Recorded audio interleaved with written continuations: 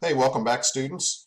This is Dr. Chad Kish, and I will be your guide on the adventure of diving into curriculum design and physical education. This is PEP 406. We are in Module 2, which has Chapter 1 embedded into it, Introduction to Standards-Based Curriculum.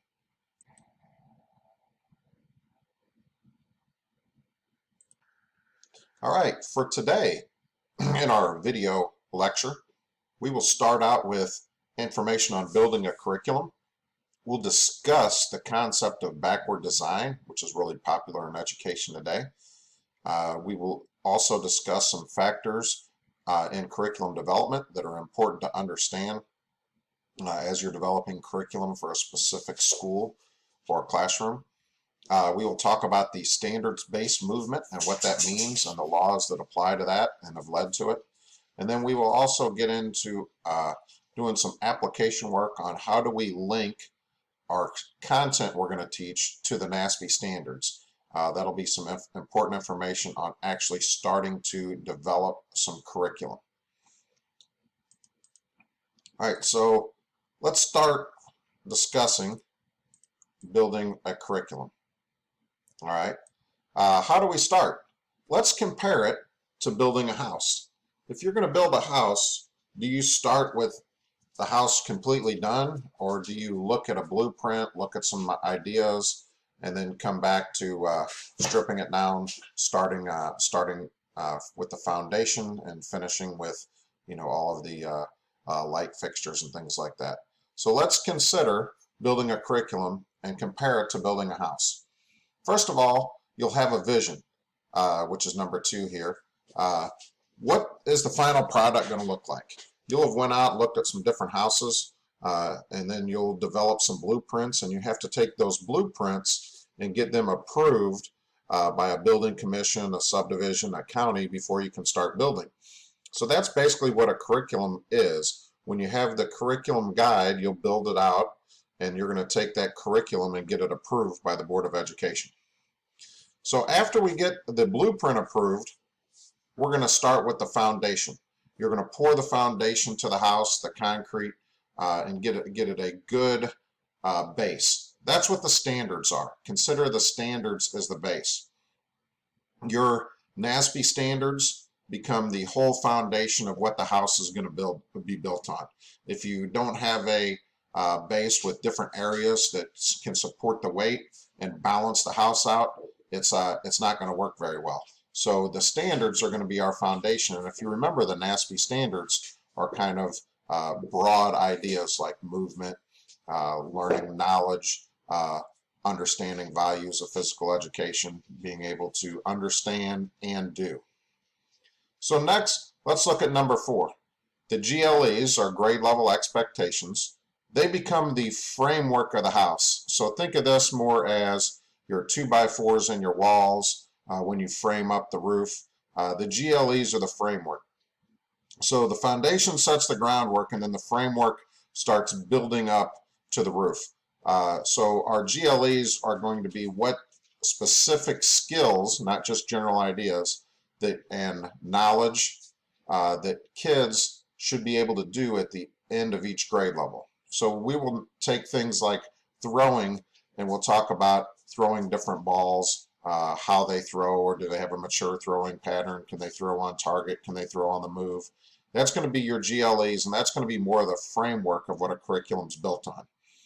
And then as we move along, each step of the way, if you're building a house, an inspector has to come in and inspect it. So our inspections are the assessments.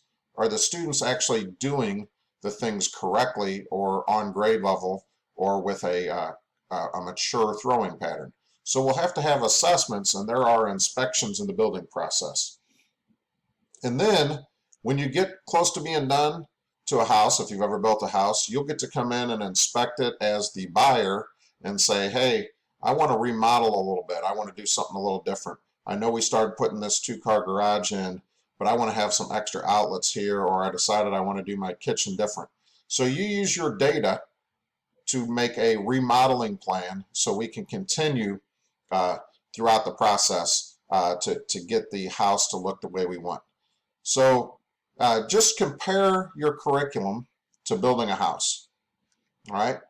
So we kind of have an idea what that means. You'll start with a good foundation, which is our NASB standards. You'll build a framework of how we're going to put our curriculum together, which are some more specifics. They actually hold the ideas together. That's going to be your GLEs. Your assessments are your inspections, and then you're going to use your data from the assessments to remodel and continue to have your vision to get to where you wanted to go.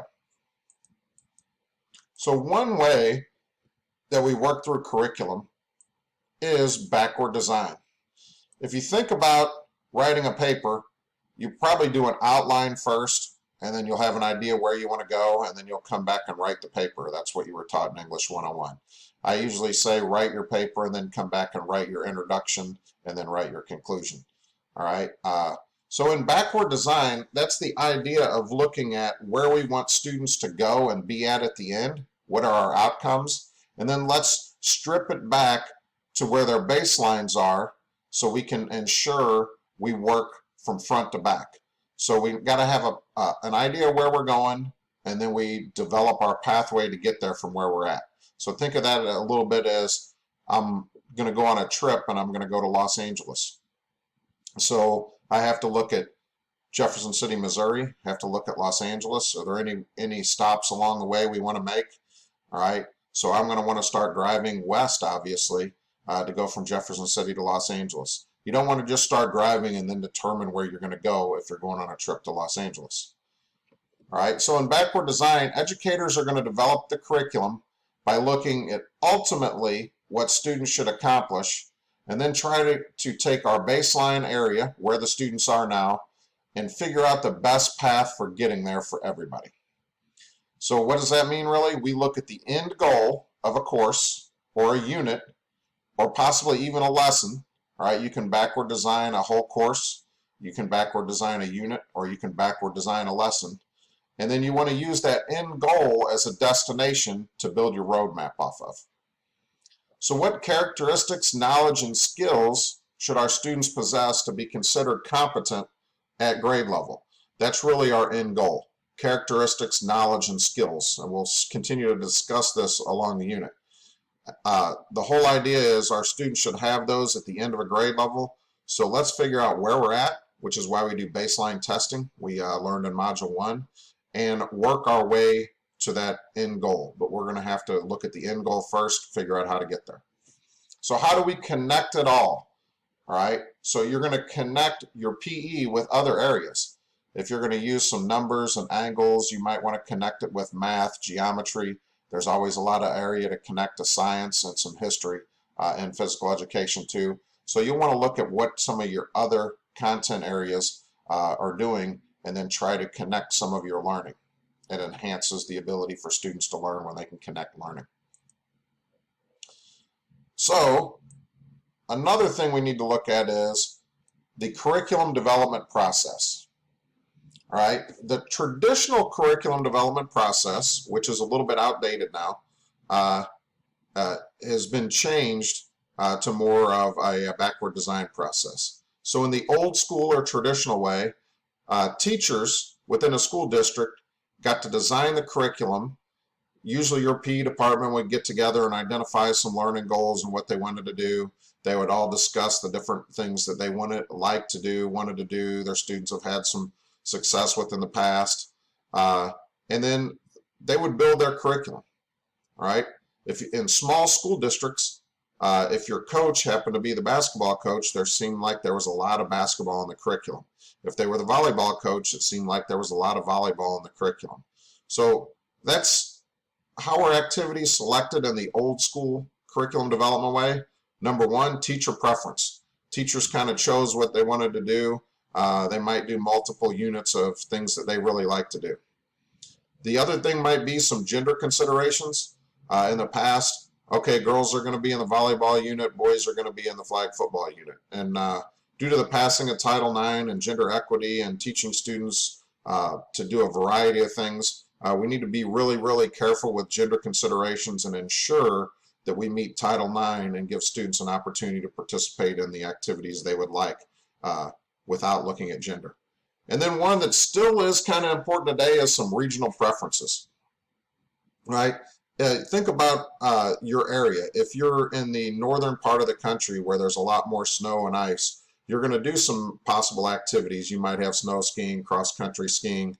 If you're in an area that has a lot of water, you might do some water activities, skiing, swimming. If you have a pool, you might teach swimming. If you don't have a pool, that could be kind of difficult, right? When you get to a rural area, there's probably going to be some kind of outdoor education. So there's regional preferences, and even though that's part of the traditional curriculum development or old school way, number 3 is still a pretty important consideration for today. Let's move along a little bit to some other important factors in curriculum development. So I'll explain kind of all 6 of these. Number 1 is societal interest. Remember, the trends in physical education and activities within our own society change over time. Some sports and activities that were popular when our parents were kids, or my generation, or even your generation, are a little bit different. Ideas such as frisbee golf and climbing walls have really evolved in the last few years, as I show some pictures over here on the right. But the interest of society changes over time. So we need to remember those trends and consider them. If there's a new activity that's really popular in our community, we need to consider adding that to our curriculum. Number 2 is mobility. Remember, people tend to move in their lifetime. So we must attempt to teach lifetime activities that might happen outside of our community. Even if it's not something our community does or is really popular in our school district, we still should teach some of the foundations for that and some activities people will like to do over their lifespan. I try to talk about this in class. After you get out of high school or college, there are some sports or activities you'll never do the same again. You'll never play tackle football in pads 11 on 11 after kind of your last interscholastic or intercollegiate game. There's very few adult tackle pads football leagues across the country. A lot of people, a lot of males will transition from playing baseball to playing slow pitch softball. So your interest is going to change throughout your lifespan. We need to consider that with mobility. You might move from an inner city to a rural area based on your job or vice versa. So consider mobility. Mobility is the idea that people move over their lifetime, and if they have a good background on a variety of activities, they can fit right in when they move. Number 3 is accessibility. All right, new facilities get built all the time, and things become more accessible. Your local YMCA might decide to build a climbing wall, or you might move to a rural area where you can actually hike more, or they might build a hiking trail. I know a previous school district I was at built a frisbee golf course on their campus. So once things become more accessible to people, they're going to have a wide variety of things to choose from.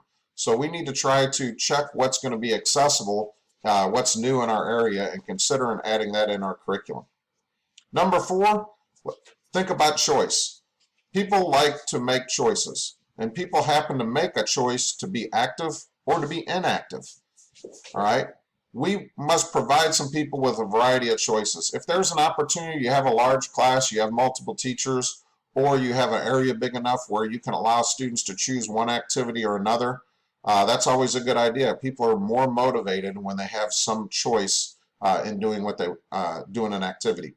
The other thing I usually like to do when I was teaching at the K through 12 area is I would do an interest survey at the end of the school year on things that we hadn't done in our curriculum, and I would let, if there was enough of an interest, I would let some students, I would look at the interest level and I would add that to the curriculum the next year. I might even do that a couple days throughout the school year, let students pick an activity that we haven't done yet. All right? So remember, choice is important in curriculum development. Number 5 is accountability. Learning and achievement must be an outcome. It's not just activity anymore. There needs to be some accountability in physical education. So we don't just say, hey, somebody participated every day, they get an A. There needs to be aligned assessments along the way. We need to use scores so that our our assessment data leads to important scores and really tells the tale of the outcome of student learning. So remember, we have to build things that we can have accountability.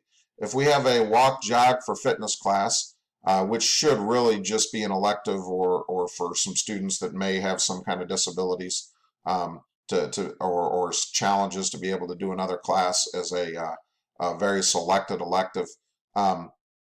We can't just say they walked every day. We have to have some kind of way to chart their improvement. And number 6, we got to remember time. Time is being taken away from PE. It's even at the elementary level being taken away from recess. More time, effort, energy, and resources are being put into subjects that are tested. And that, as of right now, physical education is not a tested subject. Most schools have cut back the amount of PE students take at the high school level to possibly 1.5 credits. So remember our time and try to give students an opportunity to see a diverse array of activities in your curriculum. So now that we've talked about some curriculum a little bit, let's talk about transitioning from our traditional or old school way of building curriculum into building curriculum based on the standards. All right.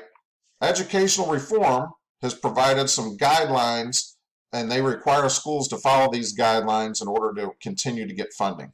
Educational Reform Acts I'll discuss a little bit later, but that might be the No Child Left Behind Act kind of paved the way, ADA, and now the ESSA. So I'll explain those on the next slide. But those are standards that are some laws, federal laws, that have led to some reform in how education works.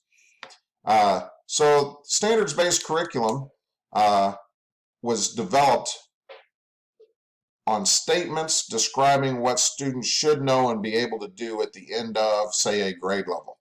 So the standards-based curriculum is based on our NASB standards.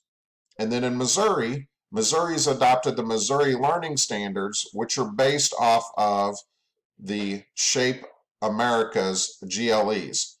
All right. So those are ideas of what students should know and be able to do at the end of a grade level in a specific class.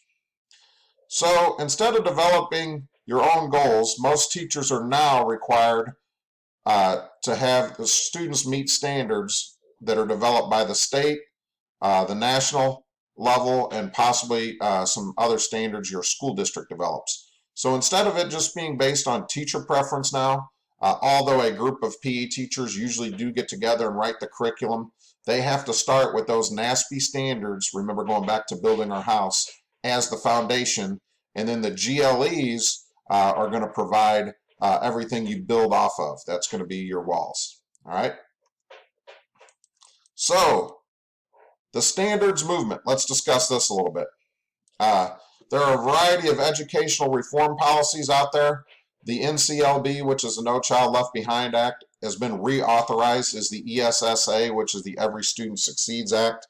They're very similar. The NCLB started in 2001, and it is legislation at the federal level that requires schools to report student progress on academic performance.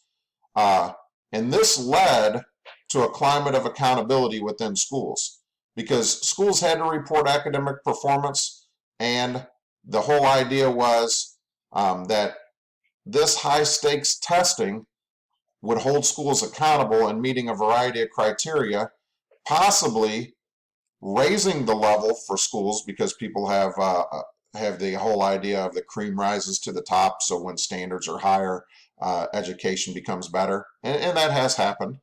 But what happened really is some of these accountability acts led to states withholding funds from school districts when the standards aren't met. So in Missouri, you're going to have to look at some of the different standards. Right now, physical education isn't one of the tested subject areas, but in the future it may be. But there is this whole climate of accountability within schools that was a fallout from the NCLB or the ESSA. So what does it really mean for PE since we're not a tested area? It means We have to have a solid purpose of physical education or we're just going to disappear out of the curriculum. So the best way to do that is to model physical education classes off of other classes and have some standards and accountability and show that students meet GLEs or grade level expectations. And the other idea is if we can tie physical education to the rest of the academic program within a school and show how being more fit leads to being more healthy, can enhance the overall academic program. I think that's how physical education can tie into the standards movement to improve the way of life, improve our academic standing, and help our schools meet those educational standards in tested subject areas. So what is a dilemma in physical education? So kind of one of the big dilemma areas of discussion at some of the national meetings is there's no national level curriculum for PE. If you think of it, the 5 NASP standards are very loose foundational standards. They don't tell you to teach a specific activity. They just say students should learn movement concepts, should understand strategies. All right. So that's very, very loose guidelines. So national standards, remember, they only act as the framework. The national content standards don't really even design an acceptable level of performance. So if you look at the grade level expectations, they say students should be able to throw with a mature pattern by the end of grade level 6, for instance, but they don't say what that means. Is it 1 out of 2 times? Is it every time? Is it 80% of the time? So the national content standards, even the GLEs that the Missouri Learning Standards have adopted based off of the Shape Missouri GLEs, don't even really design an exact acceptable level of performance. That needs to be done by your specific school district. So states, districts, and individual teachers may even vary their approach to assessments. So even though there's not a national level curriculum and we're not doing things the same, most teachers still do like this a little bit because it allows you some flexibility based on your students' current level of performance and background understanding.